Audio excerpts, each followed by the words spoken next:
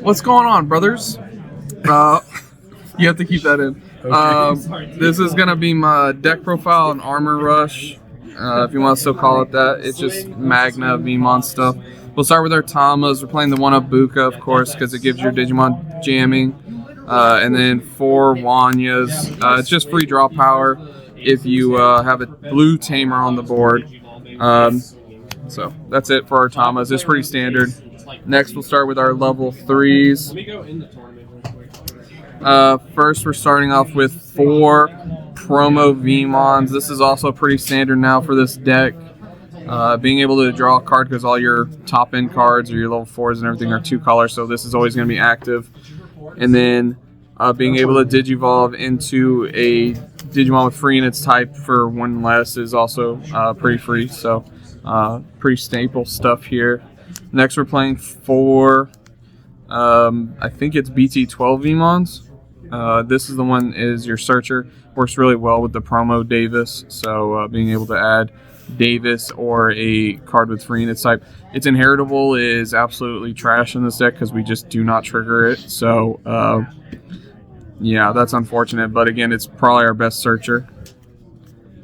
And then next, I'm playing 4 EX1 Vmons. After tonight, I'm just going to cut this card. This card just saw no use for me. This is the when this card becomes unsuspended gain in memory. It just never came up for me tonight, unfortunately, because free memory is nice, but it's just like a win more card.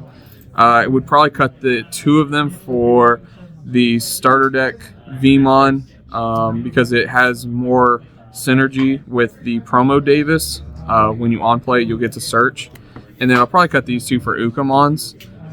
Try it at 2. I see a lot of profiles running at 4. I just don't have the room for it. So, and I don't want to cut my Vmons down any further than that. So, and then my last 3 Vmons, we're playing 3 jamming Vmons, the bane of everyone's existence for a very long time. I would consider running a 4th, but I kind of view this Bukamon as like a 4th version. So, it was nice having it. It's just a good card because when you armor purge and this has jamming, they could still possibly survive the check, barring like an option card or DP neg that would kill it. So that's all the level 3s. I believe it's 15. Next, we're going to go to our level 4s. This is very surprising. It's all Magnas. First, we'll start with the, I guess you can call it the starter deck one. The one that comes in the Terriermon one. This is a very good card. Pretty much what I'm not going to say allows us to be a deck, but it definitely facilitates it because now all of our level 4s are Magnamons. You don't have to run like Lydramons or Flamedramons anymore. Even though you still can play the Lydramon's still a very good card.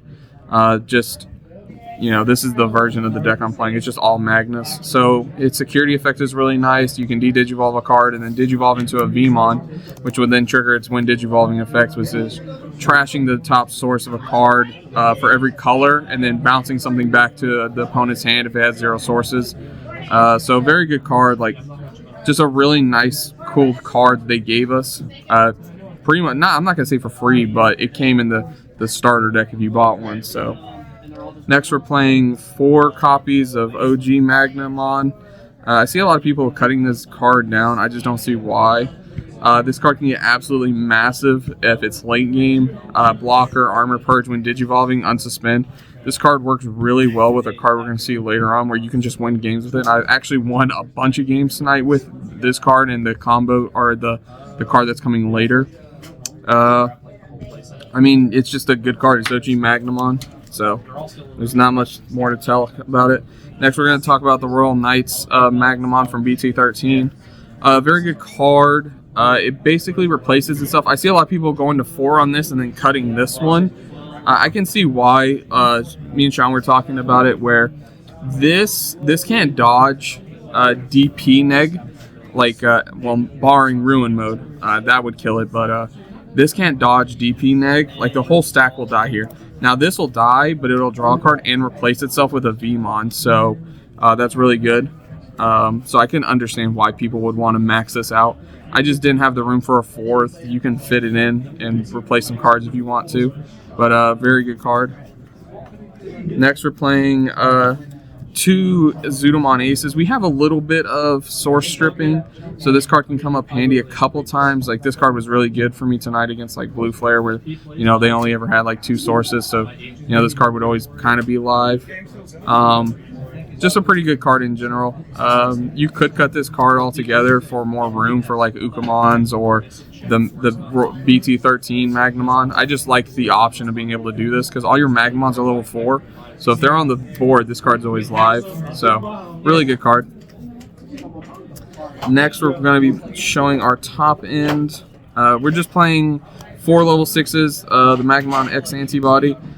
Very good card. If this card has a Digimon in its sources with armor form, you can redirect it and attack. It's not once per turn. So there was one turn where I think my had a Magnamon underneath it, and it was sort of late game. So he had like I think plus like 6,000 DP. So he was like 18,000 DP. No, yeah. 18,000 DP, and he was just like an infinite blocker, and my opponent just couldn't get over it. So really good. And then on deletion, he just recovers, and it's like a sort of armor purge where you're just going to recover it, and then your stack stays. So unless your opponent's playing rune mode, that's super fun. You just lose your whole stack. That's right. Next, our top end are 2 level 7s. So this is the card I was talking about earlier. This card with the Magnamon just puts you in kill range because you can Digivolve into this on your Magnamon X Antibody, activate its effect to tuck the Magnamon, and then activate his effect to reactivate his when Digivolving, which would unsuspend it and allow you to blitz for game or attack over something or piercing blocker. This just gives you everything. So really good card. I see a lot of people not even playing this at all. I don't know why all your Magnamons are Royal Knights. It just makes sense to me. So, and then Merciful Mode, it's just a good card. It's kind of just like it's just like a good card to play in general in a lot of decks right now. A lot of decks like Leviathan require their trash. Luga requires their trash, so if you run into something like that, and you can Digivolve on top of it, blow up a Digimon, and just be okay with it. So, just a good card in general. You could change these out if you want. I just don't know why you would. So that's it for those. Next, we're gonna go. That's all the Digimon. We'll go into our Tamers next. We're playing 3 Promo Davis. So this is the Davis I was talking about earlier with the Vmons. I would replace the 2 EX1s with the starter deck ones because there were a bunch of times tonight where I'd have this card in my hand and the EX1 Vmon in my hand, and I just gained nothing off of it. Yeah, sure, I can play it out, but like I'm not profiting off of it. The free memory is really nice. You're never going to use the X Vmon effect, so it's whatever. Basically, once this card comes out and you play out your Vmon, it's pretty much just a 1 memory a turn kind of card, so really good card. Next, we're playing 2 Davis and Kens. Not much to say about this card. You get a memory if you have a blue Digimon on the board. As you guys can tell, we don't play any green, so you always at least have 1 memory. And then the when Digivolving to unsuspend stuff also comes up a lot, especially if your Digimon armor purges, and then you can Digivolve on top of it again and then unsuspend it by suspending this. So, really good card. And then Sean hates this card. He doesn't understand it. He doesn't get it. He doesn't get it, guys. Let us know in the comments if you agree with this choice. It only works with 1 card in the deck, and that's Magnamon X Antibody, because it's the only card in the entire deck that has X Antibody. That's why we're only playing it at 1. But it gives this guy Reboot in Alliance. There was one time tonight. Oh, yeah, I'm sorry. Also, Jesmon GX. Thank you, Sean. You're welcome. Where there was one time tonight where I had this like this, and I Alliance and activated a Fireball. So it was checking a bunch of security, and it was always going to be for free because he was massive at the time. So, yeah, to be honest, guys, I'm just going to cut it. It just didn't come up enough to justify playing it at 1. This could easily be a Davis, and you would get more off of it. Like, yeah, sure, it's nice for when it happens, but Davis is also a memory setter, and you could add a card off of it. So there's just no point playing this card. As cool as the art is, and as much as I love this card, there's just no point playing it. Android 18. Yeah. Next, we're playing only 2 mental trainings. just not the deck I was playing. There's just no more room. Like I still wanted to play some copies of this. I could only find 2, so not much to say about this card. Searches most of the deck. Next, we're playing 3 Fireball. Still a very good card. Honestly, could probably cut this down to 2. 3 just seemed a little bit too much. There would be times where I just had multiples in my hand, and I'm not going to say it's never just like a dead card, because you can't just activate multiple and then just go in, but I could probably cut 1 down and be okay with 2, so. It also does not work with Magnamon X Antibody, so that's unfortunate. Next, we're playing 1 Armor Texture and 1 Awakening. This card has won me a couple of games, and this one you'll see in the gameplay between me and Sean just straight up won me a game against him, the security effect at least. So I see a lot of people not even playing this card. I don't know why. I really like this card. I mean, if you started your turn, you can just swing and then survive, and then you play this. Just a really good card to facilitate you going into wins, or even just triggering off the new Magnamon from the starter deck, or even the older one, and just unsuspend and go into, and he'd be massive. So very good cards, guys. And then probably the best card in the entire deck, no joke, is Heaven's Judgment. If you can play this card in your deck, you have to. You're playing a green deck, play this. You're playing any yellow deck, you're playing this. This card is so good. There are just not enough cards in the game that don't stop DP neg, and this is always going to be about 12,000 DP. If you have 1 Digimon on the board, it's 12,000 DP. Its security effect is 12,000 DP, and you can target multiple Digimon with it. In my game against Sean, I cleared off his whole board with this, and I had 1 Digimon on the board. So calm down. It was like a level 4 and a level 3. It counts.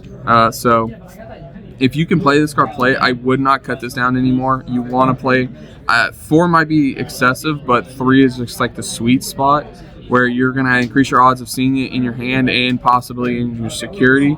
Like it always seems to come up against Sean. So very good card. If you can play this card, play it, please. So yeah, guys, that was it for the Armor Rush deck. Definitely some changes I'd make to it. I think you can play this deck in a bunch of different ways. I've seen a lot of people playing it with the Lydramon still, and they're playing more of like a control version. I've seen people playing like 4 Ukamons and a bunch of the Davises and stuff, where they just flood the board with Beemons and then just kind of go into their Magnus from there. So that's, I think, what's really great about this deck, is there's just a bunch of different ways to play it. Just hope you don't run into Ruin mode. That's all I can really say. So yeah, that'll be it, guys. Don't forget to like, comment, subscribe.